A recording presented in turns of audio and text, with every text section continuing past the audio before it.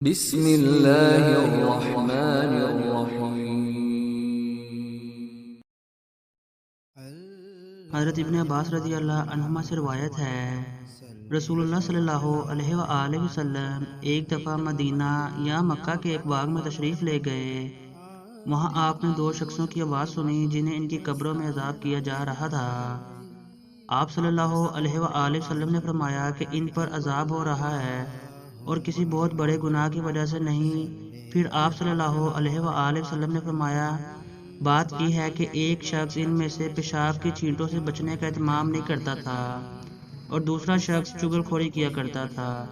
پھر آپ صلی اللہ علیہ وآلہ وسلم نے کھجور کی ایک ڈالی منگوائی اور اس کو توڑ کر دو ٹکڑے کیے اور ان میں سے ایک ایک ٹکڑا ہر ایک کی قبر پر رکھ دیا۔ لوگوں نے آپ صلی اللہ علیہ وآلہ وسلم سے پوچھا کہ یا رسول اللہ، یہ آپ صلی اللہ علیہ وآلہ وسلم نے کیوں کیا؟ آپ صلی اللہ علیہ وآلہ وسلم نے فرمایا، اس لیے کہ جب تک یہ ڈالیاں خشک ہوں شاید اس وقت تک ان پر عذاب کم ہو جائے۔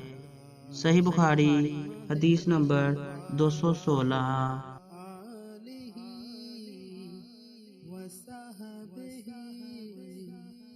وسلم۔